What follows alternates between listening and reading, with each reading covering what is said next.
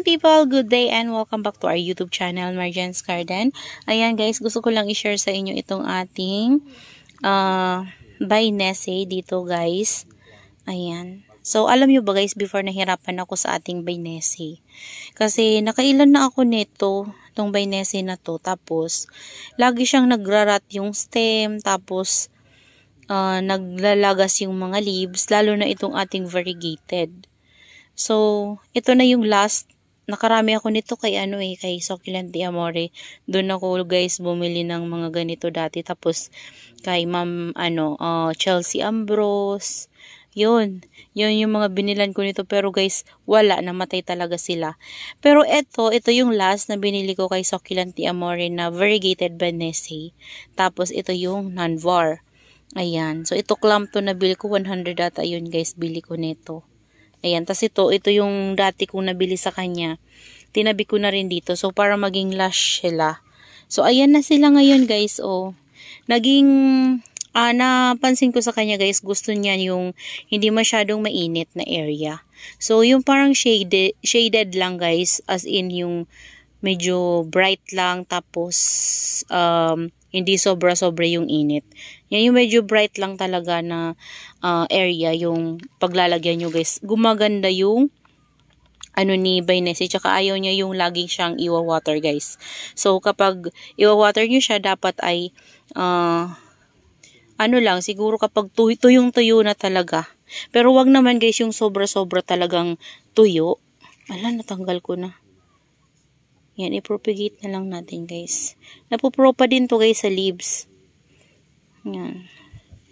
So, ayaw naman yan ng sobra-sobrang tuyo guys kasi mabilis din mag-dry yung kanyang leaves. So, ito, hinayaan ko na lang to guys. Nineglect ko na talaga siya. Dating nandun to sa patungan natin, yung banda guys, oh. Yan, sa patungan natin na yan. So, ngayon, nilipat ko sila dito kasi wala na ako mapaglagyan. So, okay naman din sa kanya, guys. Kaso ito, siya, guys, nawawala yung var niya. Ayan. So, nagiging normal yung kanyang color. Ayan. Pero ito, var pa rin. Ayan. So, nagustuhan nila, guys, yung hindi masyadong mainit. Kasi kapag sobrang mainit yung pinaglalagyan ko, guys, na papansin ko, mabilis dry yung kanyang leaves. Parang, guys, kumukunti agad yung leaves niya. Ayan. Tapos, ayaw niya yung laging nababasa yung rosette niya kasi nagkakaroon siya ng dark spot. So, mabilis siyang ma-fungus sa akin. Ewan ko guys sa inyo pero sa akin ganun yung experience ko sa kanya. Ayan. Tapos, di ba nakaraan, na-share ko sa inyo yung propagation ko guys ng mga variegated ko na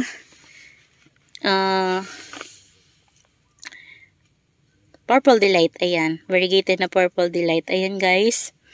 Ito yung nakuha ko sa ating tumubo lang dun guys sa mga leaves na nilagay ko sa taas. Ito naman yung isa. Ito parang hindi na siya bar. Pero yung baby niya dito na isa bar siya guys. Oh. Ayan. Tapos yung mga lipropa natin ng Black Prince. Ayan. Kulang na sila guys sa dilig. Bira ako makapunta sa garden na ngayon. Ayan. Tapos dito na guys yung ating Lovely Rose. Ayan yung Lovely Rose sa tinanim ko. Galing kay Ma'am Nida yan guys, na kasama talaga yung original soil mix nila. So hindi ko sila tinanggal sa kanilang original soil mix. So ito na rin guys yung ating hybrid Ellen. Ayan, tingnan nyo. Nilipat ko sila dito.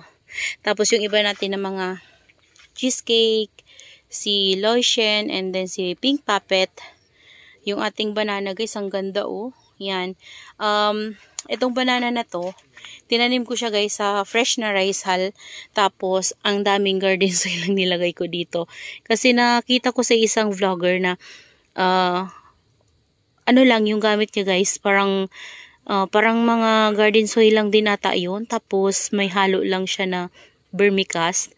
So, yun lang, puro nga lang yung gamit niya guys. Pero, ito, ginlagyan ko pa rin siya ng rice hull.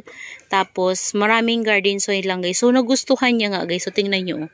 Nakakaroon din siya ng color. Nagiging red yung mga tips niya. Ayan. Ito na rin guys yung ating macaron. Ayan. Ating macaron. Ganda niya pa rin guys. Oh. Ayan. So, nawala na yung mga may dark spot dito sa mga leaves ng ating mga succulents guys. Kasi, di ba, nung bago magbagyo, nag-spray ako sa kanila ng, nagdilig ako sa kanila ng Tango, systemic fungicide. So, yun yung ginamit ko sa kanila guys. Ayan. Okay na sila ngayon guys. Hindi na, nawala na talaga yung mga dark nila sa leaves. Ayan. Ito, diba, ito marami to dati. So, ngayon wala na. Tingnan nyo guys, ang ganda ng tubo ni Kankan. Tubo ng rosette niya. Ayan yung Kankan na galing kay Succulent Amore. Ang ganda ng curve ng leaves niya.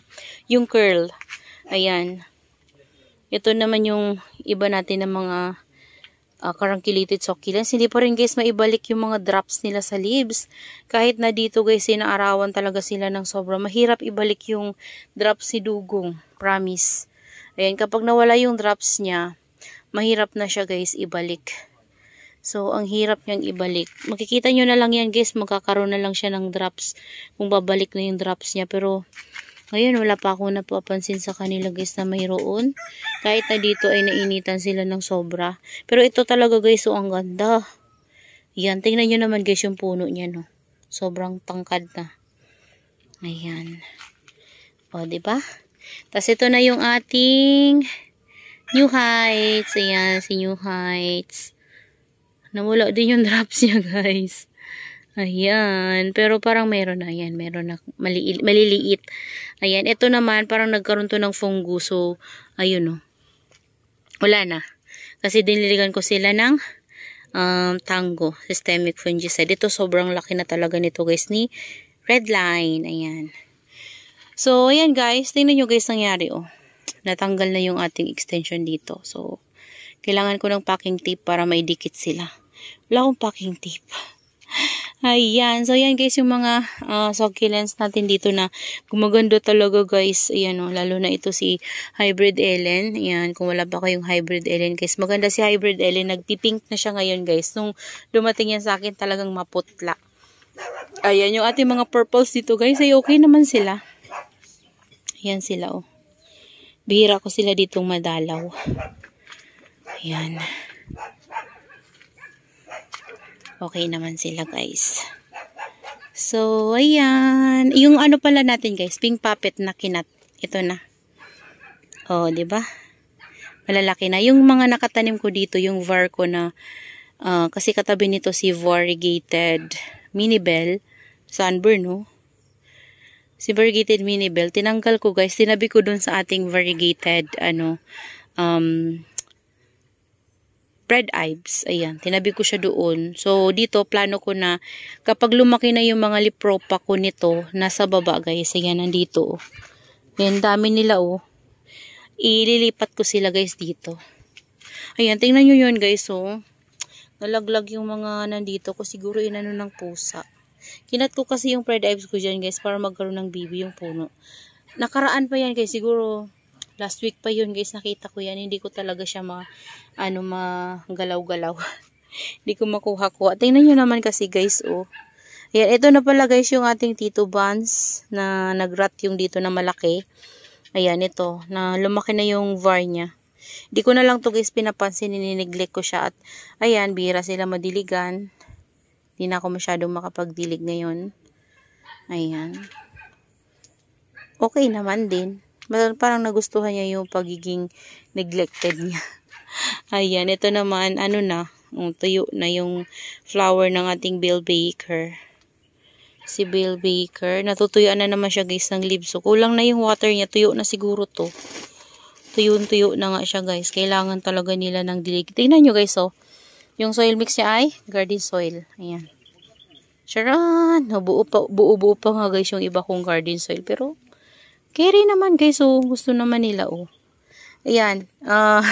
Pati to, oh. Tingnan nyo. Mga garden soil na kasi guys yung gamit ko. Ayan, oh, diba? Buo-buo pa nga yung iba, eh. Ayan. So, ito, nilagyan ko lang ng toppings na konti. Kasi meron akong natirang pumice nakaraan yung tinappings ko sa ating mga niripat na cactus. So, yun. yung natira nilagay ko dito sa kanila para gumanda naman sila guys tingnan. Kasi net talaga tingnan guys kapag meron silang topping. So nilagyan ko sila. Ayan. So yun na lang muna sa ngayon guys. That's all for today's video. Yan, nagbigay lang ako sa inyo ng konting update sa ating mga succulents. Lalo na ngayon guys na malamig na. So ayan o, tingnan nyo yung kulay nila guys. Nagkakaroon sila ng kulay. Ito parang nagpipink yung dito niya guys oh. Ewan ko kung visible sa ating camera pero sa personal ganun. Ayan o. Nagpipink-pink yung mga ganyan niya. Si Chloe ko naman na maputla, yung nabili ko dati kay Ma'am Migs. Ayan o, medyo nagkakaroon na rin siya ng color. Pero ito, maganda talaga to guys. Oh, yung color niya. Kasi dito nainitan talaga siya ng sobra. So ito, dito medyo nalililima na. Ayan, yung ating mga Purple Delight. Ayan. So, makulay pa rin sila guys. So, bye-bye guys and see you on my next vlog. Bye-bye.